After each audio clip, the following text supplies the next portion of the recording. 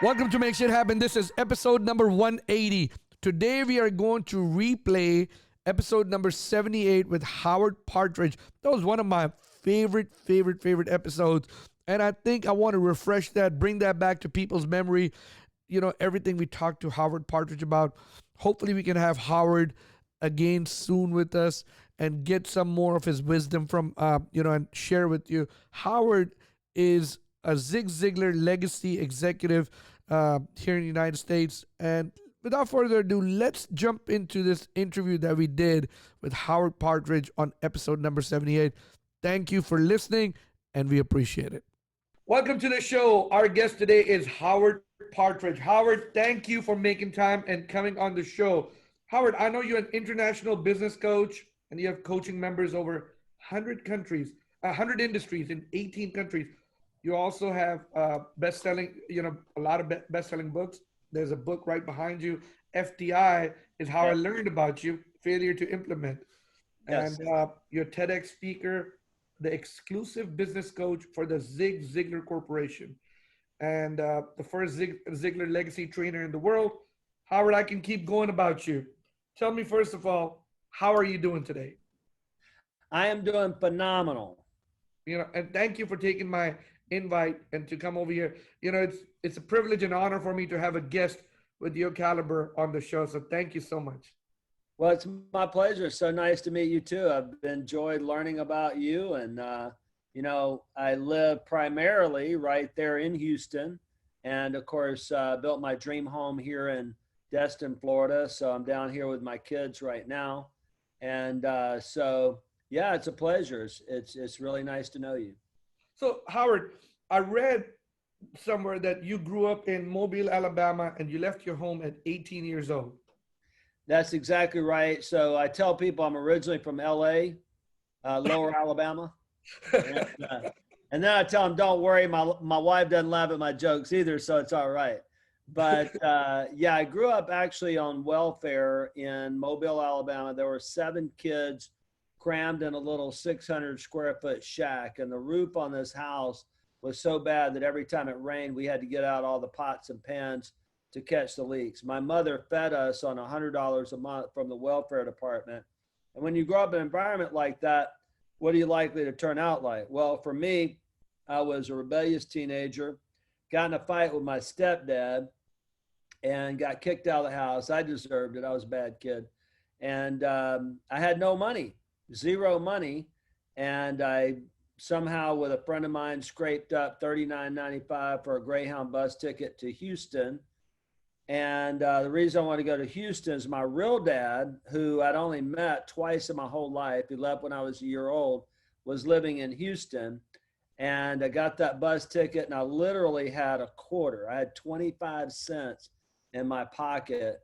I was not yet even 18. I was almost 18 years old. I stepped off that Greyhound bus with 25 cents in my pocket in 1978. 1978. So if you don't mind me asking, what did you do when you got out of the bus? Well, so I wasn't 100% sure if my real dad was going to be there to pick me up, because him a couple of times. He was like, well, why are you coming to Houston? My sister was there. I knew that she would be there. I didn't know where I was going to live. I didn't know anything. I was a big risk taker. Now that I know what I know about Houston, Texas, I'm so happy that someone was there to pick me up. That would have been a bad situation. But I ended up living with my dad and my stepmother, and I became very close to that family. Oh, that's awesome. Yeah. So let's walk back over here. You're 18 years old, come to Houston. What do you do next? Well, so I did a few odd jobs. I became a helper on a painting crew. My dad and my stepmother were in the interior design business, and I did that. I worked at a grocery store and things like that. But I ended up becoming a waiter at one of Houston's legendary restaurants. It was called the Rivoli. It's no longer in business now, but it was one of the top restaurants in Houston. So very high end, did a lot of table side cooking, wore a tuxedo to work, and steak Diane, bananas Foster, cherries Jubilee. back then, back in the 80s, they had all these restaurants where you did all this tableside cooking, and setting stuff on fire inside at that age was pretty cool. Let me tell you. Yeah. And Matter so of fact, I became a waiter. That was a professional waiter. so you're a professional waiter, and then you started a carpet cleaning business or a cleaning business. I did my first business that I started. What happened was I went to New Jersey to get married to my wife, who is Italian, and Denise Conjet Antoinette Pinella. Now that's Italian. And go to New Jersey, get married in this Italian family. And when you marry into an Italian family, they don't give you wedding presents. You get cash from all the relatives and everything. So we got $3,000 cash and wedding money.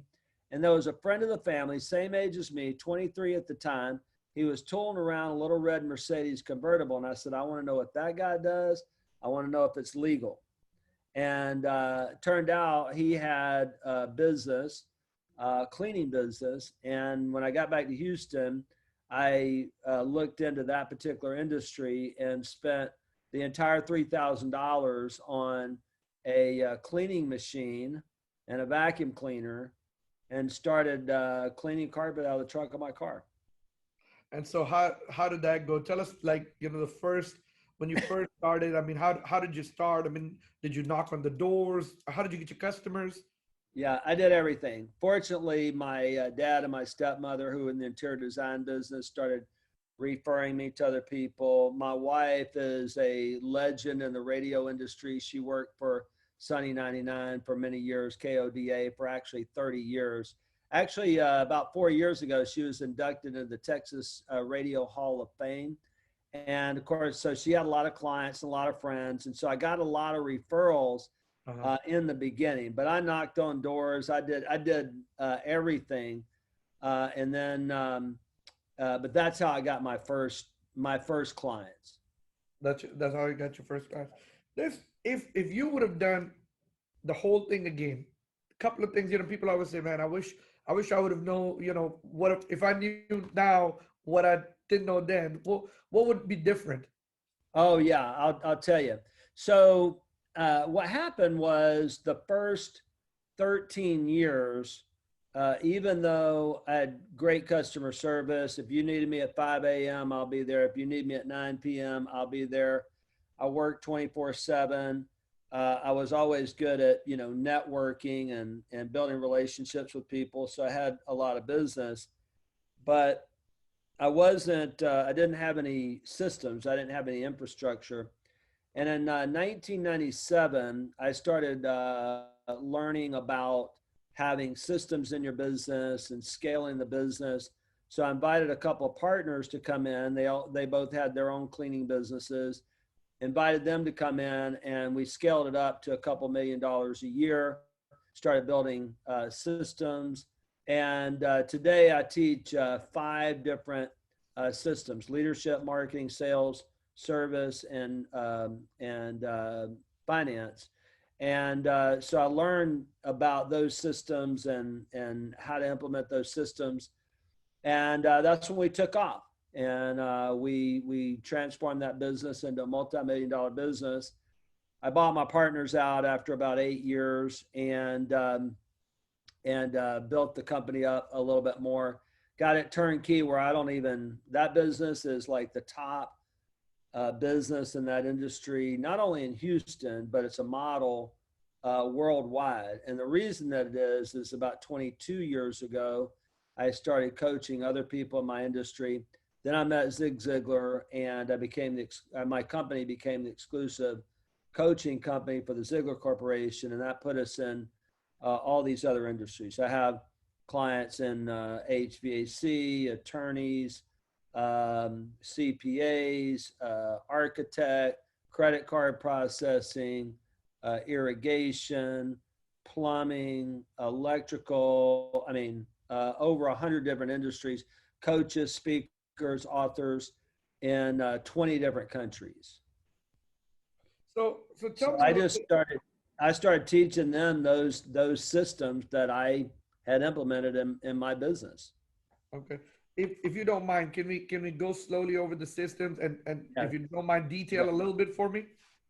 Not at all. So the systems that I develop, number one is leadership. Everything rises and falls on leadership. And of course, John Maxwell, who I've been mentored by, considered the number one leadership expert in the world, says that leadership is influence, nothing more, nothing less. And the way that you gain influence in someone else's life is by adding value to them. So when we add value to our team members and help them reach their dreams and goals, then we're gonna be able to have positive, productive team members. Zig Ziglar always taught, his famous quote, and his favorite quote till the day he passed away was that you can have everything in life you want if you will just help enough other people get what it is that they want. So I learned that leadership is not command and control. It's not lording it over people. It's not this harsh thing. That leadership really is, and all of business and all of life really is about a relationship. And it's about helping other people get what it is that they want. I wrote a leadership book, that one right there with the tree on it, is called The Power of Community, where the ultimate leadership strategy is building a community of people where you support them, you encourage them, and you help them be accountable to be the best person that they can be. And when you do that, they'll give you what you want. A lot of leaders think, well, if I do things for my employees, they'll feel entitled. Not if you hire the right people and you set the right ground rules, right? So that brings me to the leadership systems. Do you have a vision that you teach them? Do you have job descriptions? Do you have policies and procedures? Do they know what their role is in the overall company? So in my book, The Power of Community, I call it the 5 Ps, which is your purpose. That's, why your company does what it does. The positions. So if you look at a sports team, what are the different positions and what role do they play? So that's the roles of the team members. Then the PRD, we call it a PRD instead of a job description, because a PRD stands for a performance results description. In other words, what are the results we're looking for? What is the goal? What is the goal of this particular position? What's the results that we're looking for? And what performance is required, right?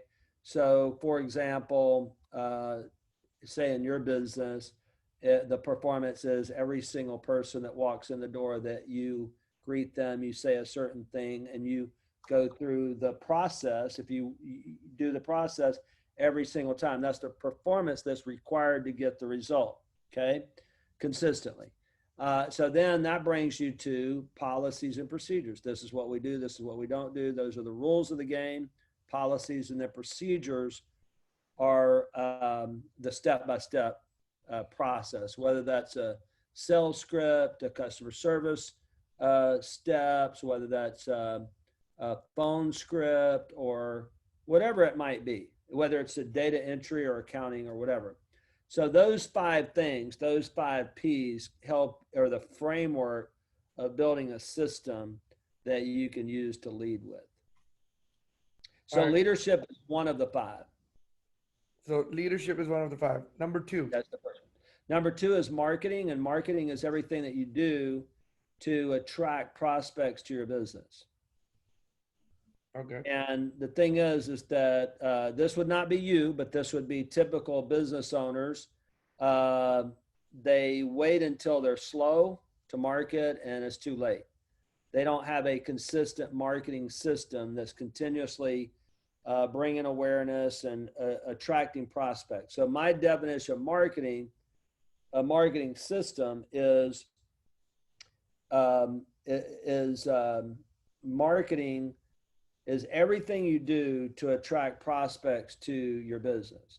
A system is duplicating those results consistently. In other words, when you have your marketing program systematized, you know how many leads you're going to get. You know how many people you're going to bring into your store. You have an idea, right? And so you have to have a system that keeps that going consistently. And most small business owners don't have that. So let me understand that. Yeah. When you say marketing system, so you say marketing, first of all, you need to have marketing to bring the customers constantly to your door, not Yeah. only when you're slow or not only when you're like, have that, oh, kind of moment, right? But you constantly want to bring them. And then Yeah. there's a system like, hey, I want to spend this kind of money on marketing, Yeah. uh, versus my gross revenue. Yeah. And with this customers, I'm gonna have this much door count or Yeah. or traffic or leads or whatever it is, right? Yeah. And Yeah. this how many am I gonna close? Is that what you is that am Yeah. I In other words, understanding right? you don't do it ad hoc. You don't do it ad hoc. And so I have a 7-step marketing plan. I won't go through all of it, but just very quickly. First of all, it is 7 M's, and the first one is mindset, understanding marketing, becoming a student of marketing. Nothing happens in a business until a sale is made. Well, sales don't happen unless you have prospects. If you didn't have anybody walking in the door at your store, you'd have a problem, right? Big problem. Yeah, I mean, so somehow, some way, we have to get people consistently to your door, right? And for small business owners, that's people calling them up or opting in on their website or whatever the case might be. And so you got to become a student of marketing mindset. Second is money. What's your sales goal? You got to have a sales goal. Third is your mission. What experience are you trying to deliver? Okay, because every brand is different. Every level of service is different. You got high end, middle, low. You've got, a certain experience, which brings me to the fourth one, which is your target market. Who is your customer? If you try to be everything to everybody, you won't be anything to anybody. So who is that person we're really trying to serve? Then you have to have the right message. You have to have the right message that speaks to the experience that the market in the marketing world is called, your match, your market to message match, right? It's got to resonate with them. Then you start thinking about methods. Am I going to do media? Am I going to do referral marketing? Am I going to do mailers? Am I going to do, TV, radio? Am I going to do social media? And, too many business owners get caught up in number 6 and they never did 1 through 5. Yeah. So they have no plans, just ad hoc. We'll try some Facebook ads. Oh, that didn't work. So we'll go over here and do this. That didn't work. And, or this worked, but they forgot to continue to do it. That's what I mean by a system. Gotcha. And then after that, the 7th one is having what I call a map, which is your marketing action plan or schedule, right? And so what are we going to do every day, every week, every month? And what is that schedule for our campaigns, for our promotions, and those kinds of things? I got you. Number 3. Yeah, 3 is sales systems. And sales is everything you do to convert that prospect into paying customers. So my question is, for the business owners that are listening out there, do you have a script of how people answer the phone? Do you have a script when people walk in the front door? So again, I teach a 7-step sales process. Build rapport, connect with them emotionally, establish credibility. There's ways to do this. Find out what their real problem is. The problem is that they don't need furniture. There's a problem behind the problem, right? And being able to really ask a lot of good questions and identify the need. Outline the solution. Then you give the investment. The mistake that a lot of people make in business is they don't build the value over and above what the investment is. And then you overcome any objections from there. So sales is simply You have a prospect. How do I convert that prospect into a paying customer? Gotcha. Number 4. Operations or service, everything you do to serve your clients. So do your frontline people, do your production workers, do your doctors, do your attorneys, do your plumbers, do your air conditioning technicians. They all have a system that they work on. This is, how I prepare for the service experience. One of the books that I read many years ago is called The Experience Economy, and they talk about, the subtitle is Work is Theater and Every Business is a Stage. So when you are serving, you're creating an experience for people. And if you think about it, a theater production is nothing more than a system. It's a group of working parts that create a result consistently. If they've got a great story, they got a great set, great props, the characters are interesting and they're in costume and they've got all this, there's timing, there's a script, there's steps, and you have to choreograph that whole service experience from start to finish and design it so that the customer, the client, the patient, the guest feels a certain way. Right. I mean, it's just you gotta keep them entertained and make sure that they had a good experience so they can tell other people about the show. Right. And here's the thing: you might entertain somebody different than I do. And the question is, do we want someone who maybe, let's just say someone without any experience whatsoever? There's 4 different personality styles. Do you want them deciding what they're going to wear and what they're going to say every day? No. If you are an actor in a play, then you wear a certain costume, you play a certain character, you say your lines in a specific way, and there's a specific timing. You do that in your company. Work is theater, and every business is a stage. Oh yeah, that's why I make sure I know what I give my people a uniform. That's how you dress. Yeah, I yeah. I don't want to let them decide what they're gonna wear. Right, and or what they're going to say or not say. And so those Exactly. things, if you want to have the ultimate business, then that would be, that piece of it really needs to be choreographed. Let's walk into a doctor's office. Do you want to see the person behind the desk sitting there on her phone like this? Or do No. you want her when you walk in the door, she greets you and says, thank you for showing up to whatever it is. How may I serve you today? Okay. And so then you have steps. And then the 5th one is what I call administration or finance or, office procedure. You could call it anything you want to call it, but it's all the internal tracking that you do. How is our leadership doing? How do you measure leadership? Engagement. How do you measure marketing? Prospects. How do you measure sales?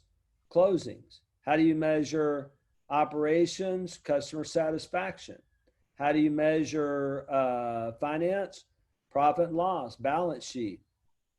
And so having tracking systems that can show you how you performed in those first 4 systems is important. Then we bring that to leadership and it starts all over again. Starts all over again. It's like a non-stopping cycle. Yeah, it is.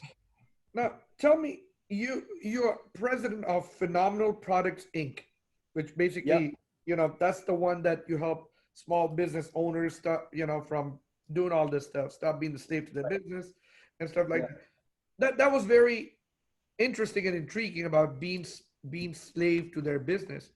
A lot of people, when they go in business, sometimes they go for the wrong reason, right? They go in business saying, oh, I want to be financially free. I want to be, do whatever I want to do. I don't want to go to a 9 to 5 job, blah, blah, blah, blah, blah. Yeah, yeah, They yeah. think when they get over there, it's vacation time, baby. Right, Okay. right. But Exactly. They find out it's real work, and that they find out they're going to work harder in their own business than they ever did 9 to 5, exactly. ever, Ever. because of everything I just shared. I mean, you mean I got to know all that stuff? Well, wait a minute. I know how to fix somebody's air conditioning unit. Okay. So what happens? What happens when you maybe you're good at that? Maybe you're good at getting customers. How do you go beyond a one-man show? Yes. Systems, people, leadership. Right. So a lot of business owners make that mistakes. Now, how many? Tell me a little bit. Share some experience with me. Because I mean, this, and nowadays, because we're in this Instagram, social media, Facebook age, right? And it looks so glamoury. Oh, this guy has his own business. So matter of fact, like I was talking to somebody, and they're like, yeah, this guy has 5 businesses. I'm like, well, I get it that he has 5 businesses, but what do the 5 businesses do, and how do they produce, and what kind of processes they have, and what kind of programs they have, and how they implement everything, and are they successful? And at the end of the day, do they make money, right? Exactly. Exactly. So, Well, I'll tell you about one of our clients. His name is Michael Killen, and he sells Amish furniture up in Pittsburgh. Okay, and so if you drove by the store and you walked in, man, it's really nice Amish furniture, and he owns his own business, and wow, he must be successful.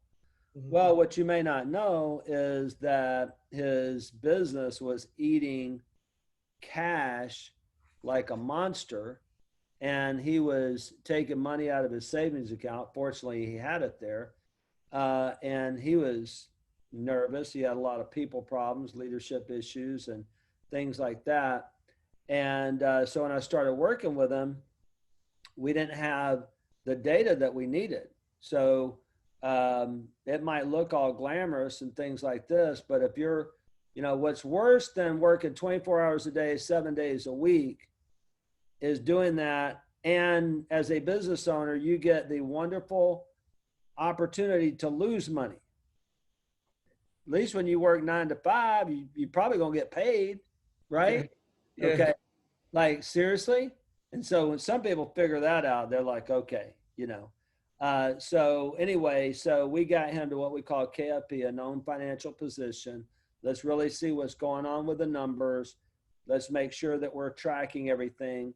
As a result of working with us about 3 years, record sales, record profits, new locations, his entire life has changed. All right. By having leadership, the right people, and systems. Those are the 3 things that are required for every phenomenal business. If you're not a leader, you're not going to grow. If you hire the wrong people, doesn't matter what you do. And if you don't have systems, you don't have a track for people to run on, they don't know what to do. There's no consistency. You can't scale it. It always comes back to you as the owner. You're a slave to that business. So the only thing worse than being a slave to the business is being a slave to it and losing money on top of it. Yeah. That's frustrating. What kind of advice would you have for business business owners that basically find themselves lost, right? Because let's just say like this Amish person, the furniture guy who was selling Amish furniture, we'll just say that they have 3-4 locations, right? They try to scale the business, and they got to that level, right? And they have 3-4 managers and all of a sudden he finds himself in this position where his managers are not helping him, and they don't listen. They because they don't have a vested interest, and well, they do have a vested interest. They have a job, but at the same time, I'm sure that there's you get to that position where you can't the leadership kind of starts falling. That's right. And it's so common because I might be the best salesperson on the planet, and I can sell plenty. But when it comes beyond, gets beyond myself, okay. Give you another example. An architect right there in Houston. She, her name is Elise, and she has a good business, but the economy was really tough. Her industry was really tough. This was, I guess, about 5 years ago or so, maybe 6 years ago. And some people were going out of business, and their business was down. She didn't really understand how to be a leader. Her employees really didn't like her because she was mean to them, made them cry. And I have to say that there was a time in my own business, my employees hated me. I mean, like you said, they come to work because they make that paycheck. They love the clients. I mean, okay, they love the clients, they love the mission, but we didn't have to put up with him, you know? And so what I would say to that person, and what Elise did, I would say to do the same thing that Elise did. Do the same thing that I did. And that is get the right mentor. Get the right coach. The one thing that will make all the difference in the world is getting the right coach, the right community, the right coaching team, the right organization to put a new set of eyes on it. Because, and here's the problem. The problem is that especially if somebody's been successful, there's a lot of ego. And what we have to do is we have to get rid of that ego and say, you know, there may be somebody, another set of eyes that could look at this and help me see. And this is what happened with me. One of my employees took me aside one day and said, Howard, you may not realize it, but when you walk in the door here, there are a whole bunch of other people here. It might do you well to say good morning. You know, I was like, we get this done, we get that done, you know, and just like, da, da, da, da, and I was just like, you know, my partner called me the snowplow. You know, I'm from the South. I didn't know what a snowplow was, but it's just like anything that's in the way, I'm a high D and just it's going to be pushed out of the way, right? That's the old command and control model. Doesn't work anymore, especially today, and especially with our millennials today. So I had to learn a different leadership style. As I started this broadcast, everything rises and falls on leadership. So we have to become a better leader. What does a leader do? Well, a leader, first of all, understands that I have a team and I need to leverage that team. I need to be a coach. I need to coach that team. We also need to know what the score is. Okay, you got 4 locations. I was coaching one of my clients yesterday. He has 3 locations, one in Boston, one in Virginia, and one in Florida. And one of them's losing money. 2 of them are making money. And but there's some issues there with supplier, with partner at one of the locations, da da da da da.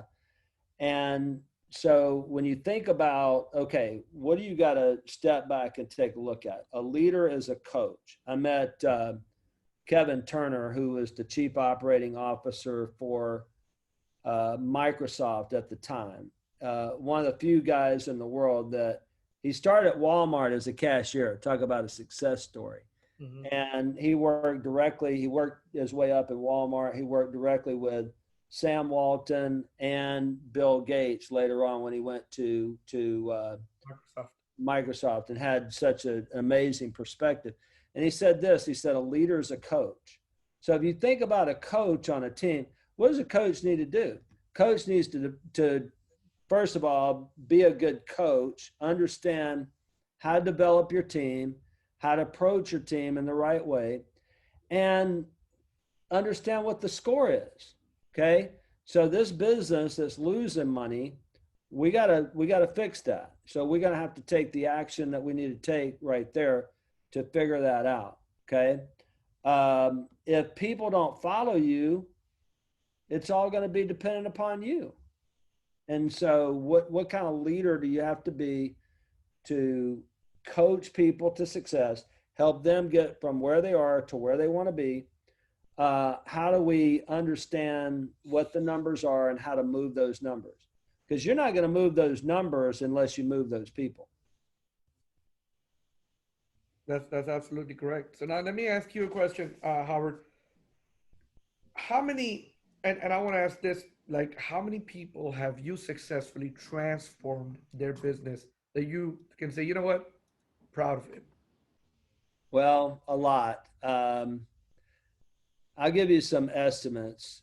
So currently we have over 450 current coaching members all over the world. We have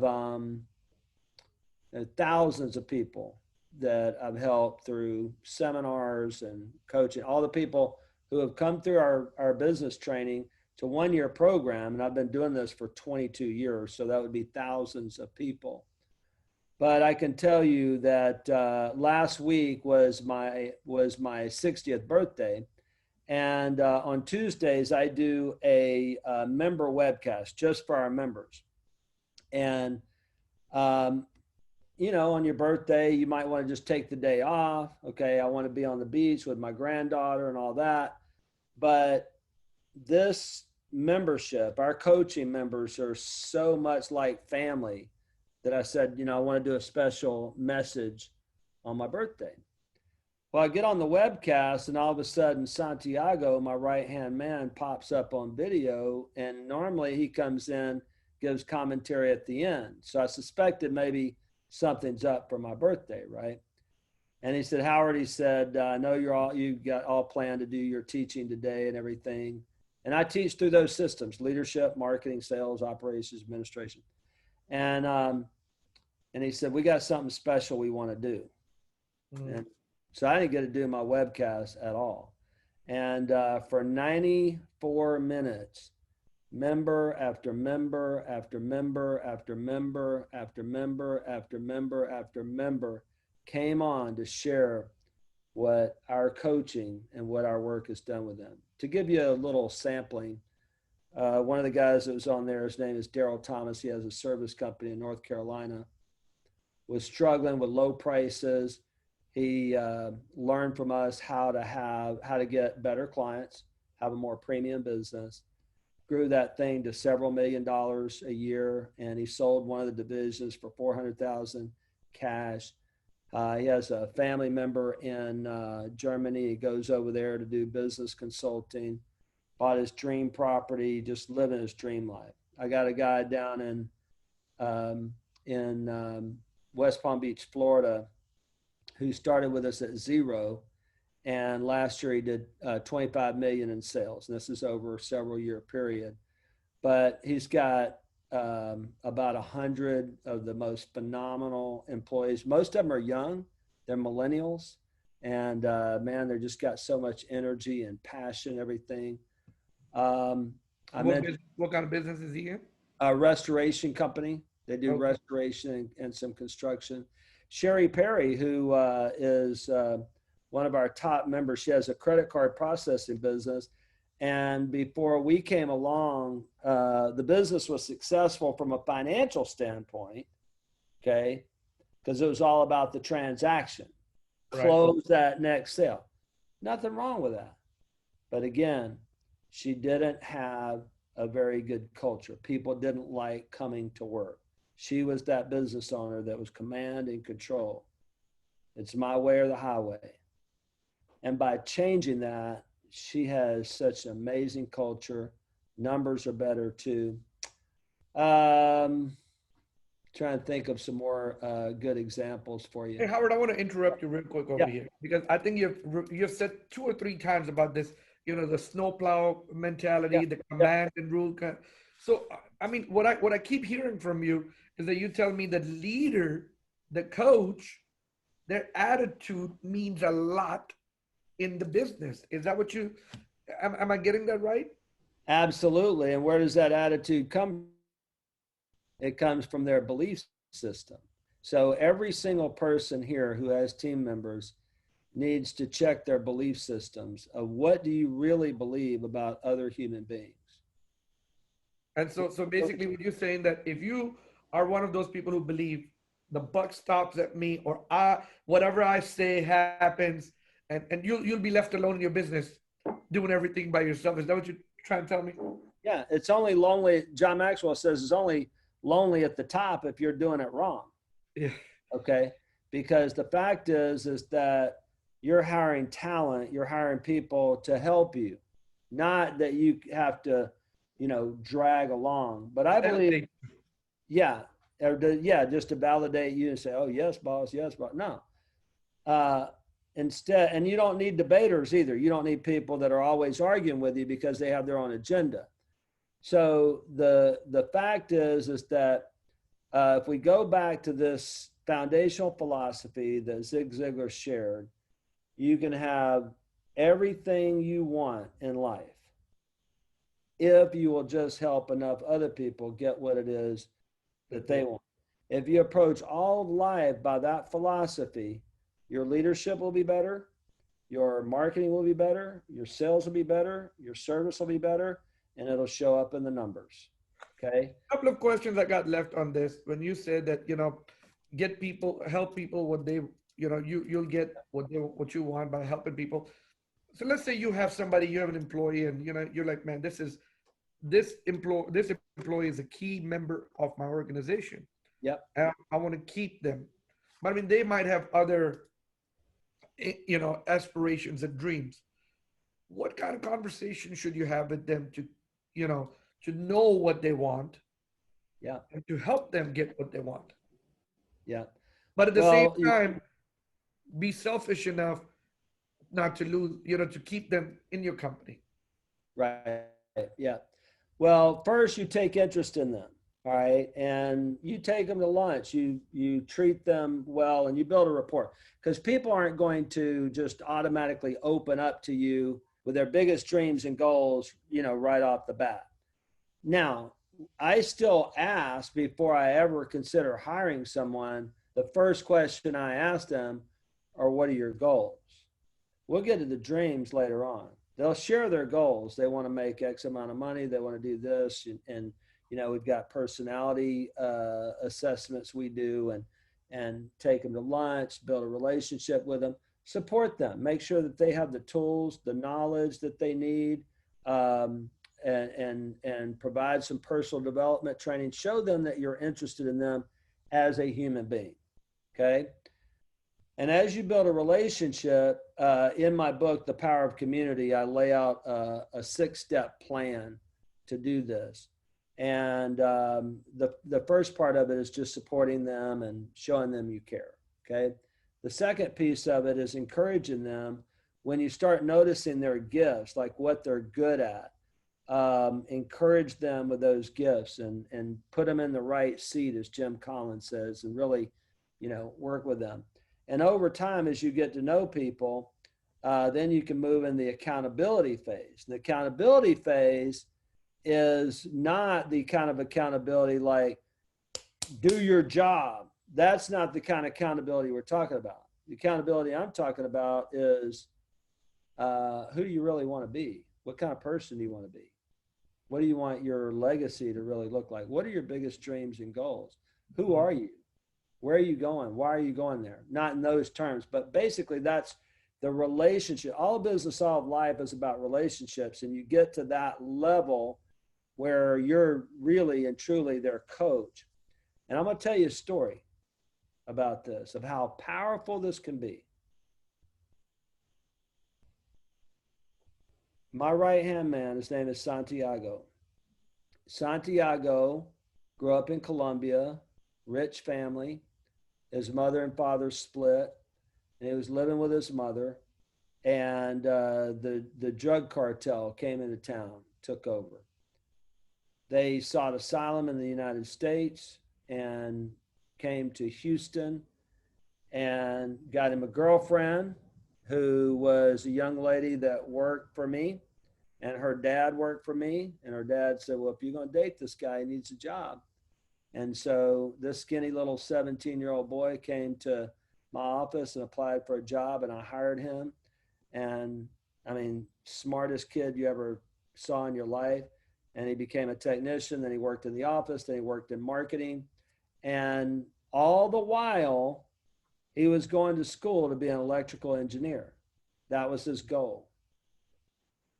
But when he saw the difference that Phenomenal Products was making in business owners' lives, by the way, everybody who shared on my birthday last week, and people can find it on my YouTube channel. I just posted it. We just posted it the other day. They said, all that's great. Record sales, record profits. I became a better, all that's great. Howard, but what I'm so grateful for is that you changed my life. My marriage is better. My marriage was saved. My relationship with my kids are better. We've taken more vacations. And so Santiago saw that and decided to stay with me. And today he's my right-hand man. He can teach any one of these programs that I teach. And he's now 37. So he's been with me for 20 years. It all started because I took interest in him, recognized his gifts, built a relationship with him, and let him understand the purpose, why we do what we do, how it makes a difference in everybody's life. One of the statements I made in my leadership book, The Power of Community, is that I personally believe that deep down inside, every single human being on the planet wants to make a difference in the world. They want to be loved, they want to be valued, and they want to love others, and they want to make a difference in others' lives. They don't act like it because they got some, as Zig said, some stinking thinking. They don't know who they are yet. Okay. They don't know why they're here. Yeah. And so if we can help them see that, we're helping them do something and feel something that they've never felt before. That's the power of community. That's awesome. So if someone wants to be in the community with the Phenomenal Products, how do they find you? How do they join you? Just go to howardpartridge.com, howardpartridge.com. We're going to give you some resources. You're going to opt in, just put in your information. We're going to contact you, and we're going to give you some free training, and then you can just follow the path from there. I have a boot camp that I do, a 2-day virtual boot camp, and we used to do them in person. We'll do them in person again, but we'll teach you the basic training. If you want to join the coaching membership, then you can move up to that from there. So let me hear this right. Yeah. You said go to howardpartridge.com and you have some free training over there? Yep. Wow. Oh, that's good. And the boot camp training, is there a small fees to it, or what is that? Yeah. There is a small fee. Sometimes we'll do we'll invite people for free depending on their qualifications and that sort of thing, because we want them in the community. And so sometimes we do that, but the fee is very, very minimal, and you get to spend 2 days with us and really learning the systems. And it gives you a really good idea if we're the right community for you. Awesome. Now, where can you be found? Are you on LinkedIn? Because that's where I found you. Are you on any other social media, Howard?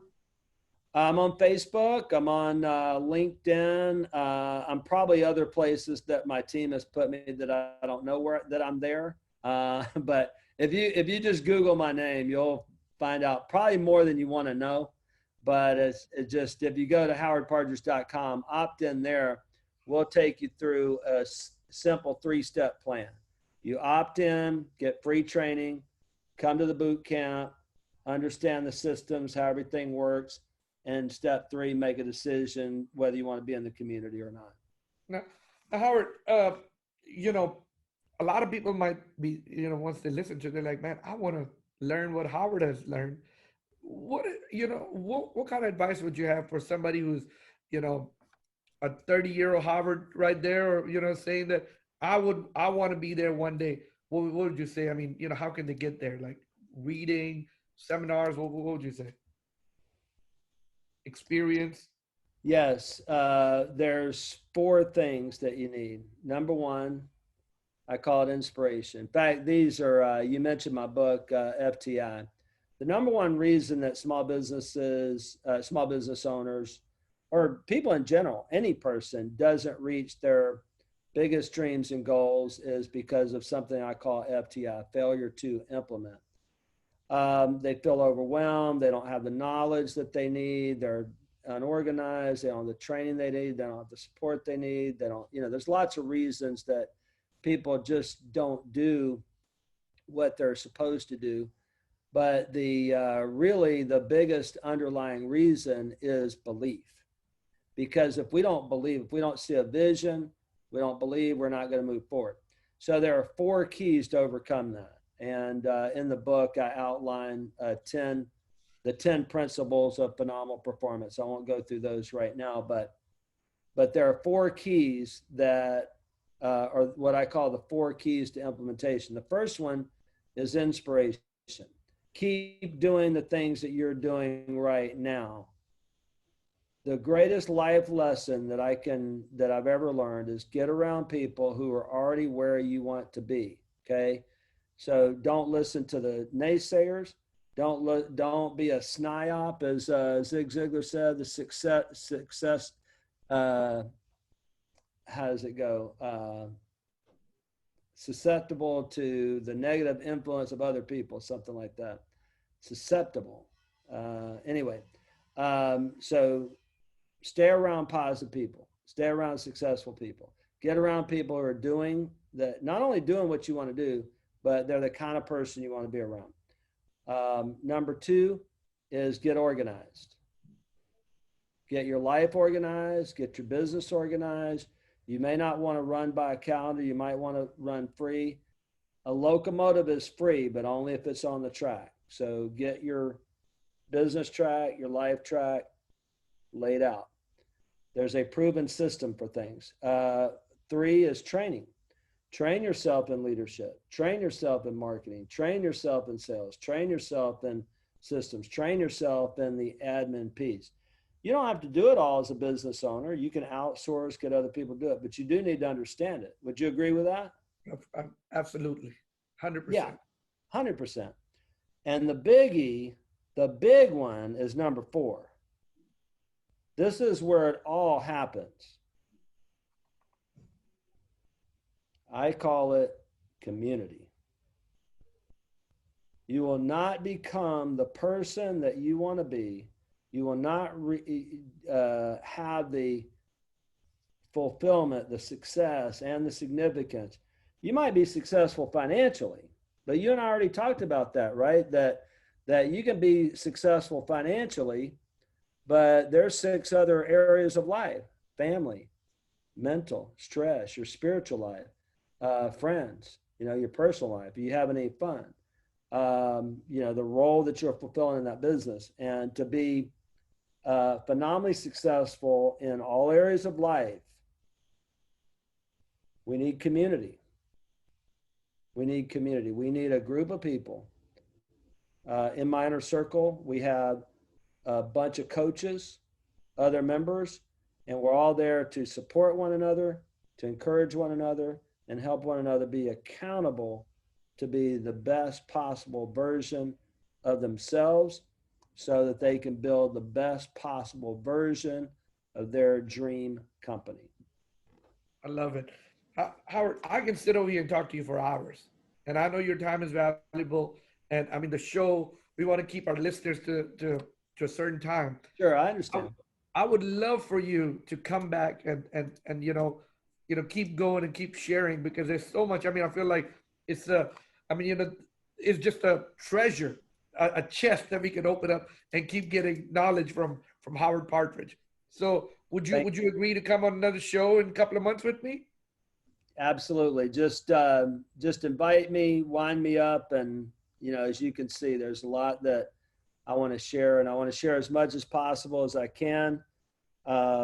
Because I want to, just like you, I want to leave as much behind when I'm gone as possible. Get it recorded, get it all down in books and paper and everything, so that I can keep helping people after I'm gone. That's awesome. Now, Howard, we're at the end, we're towards the end of the show, and I do this with every guest of mine, right? And, it's important. You said failure to implement. To implement, you must make it happen.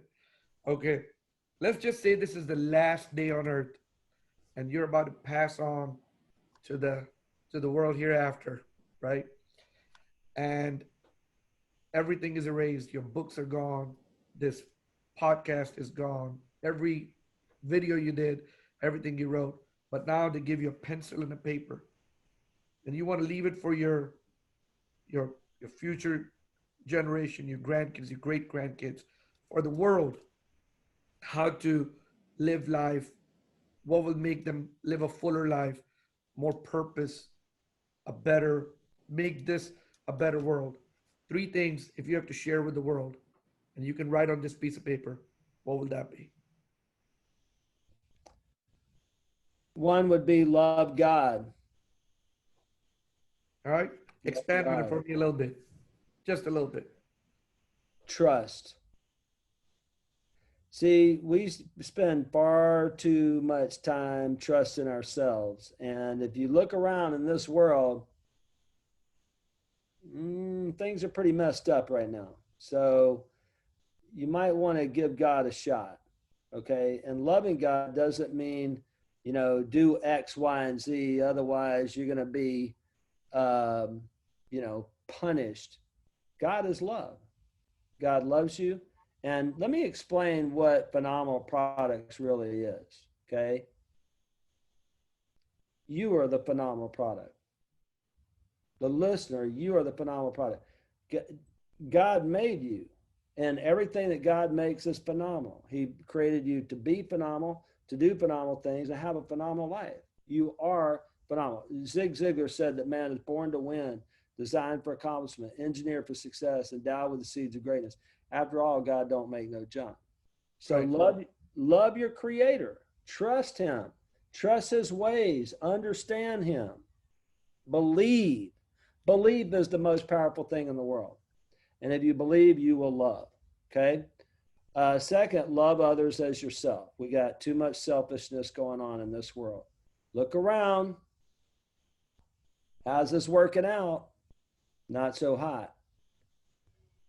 But look at people who serve others. Look at, and deep down inside, that how you feel when you truly serve other people. Sometimes it's hard because we all love ourselves too much. Okay. And so love others that way. Again, help people, serve people.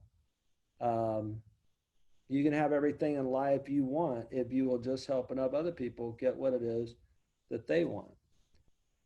And third, understand yourself. All of us are wired differently. All of us have different gifts. All of us are called to different posts in life. And the most important thing, now who you are, whose you are, where you're going and why you're going there. Okay? Understand yourself. Everybody has a different personality style. Everybody has a different calling. Everybody has a different gift. And you got to find your groove in life. So love God, love others. I don't like the term love yourself. I was in a seminar and a guy I really respect, he passes around a mirror and he has people look in the mirror and say, I love you. I was like, it's hard for me to do. Other people, it might be easy for you to do. But get perspective on who you are, why you're here, and what you're supposed to do. It might look different than you think it will. Love it. Thank you so much, Howard. Howard, my pleasure. Time is such a precious commodity, and thank you for donating your time to me, to the world, and to anyone who will ever listen to this podcast or watch the YouTube video. So I, from the bottom of my heart, thank you. Thank you for also accepting my future invite, which I kind of.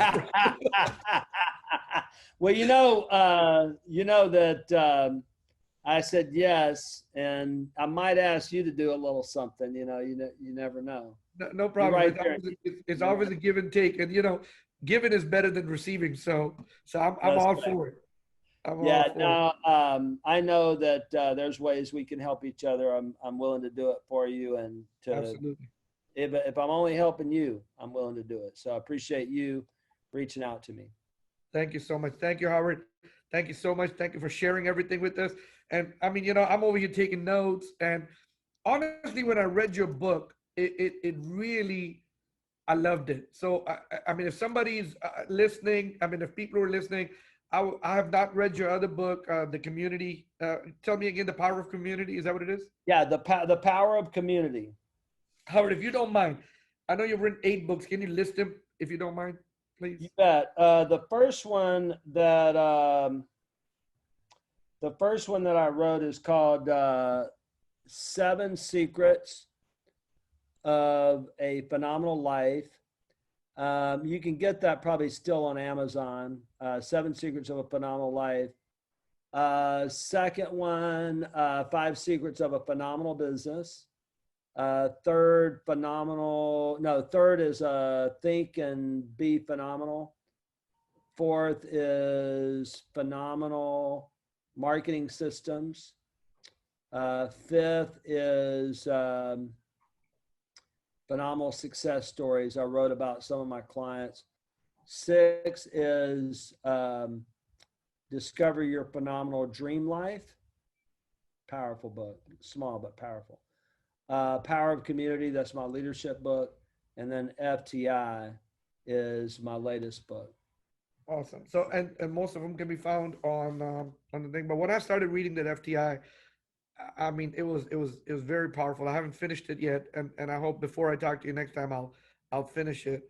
And post COVID life has been very stressful. I mean, Yeah. and at this point in time, I mean, we need stuff like this. We need to listen to inspirational people. We need inspiring books. We need to keep ourselves on track. So thank you so much for coming in and sharing. Thank you for keeping it very positive and teaching the world the principles and everything you believe in. So thank you. Well, So thank you, Sammy, for making it all available to everybody. That's awesome. thank you. Have a good day. I appreciate it. You too, Sam. Thank you. Bye bye.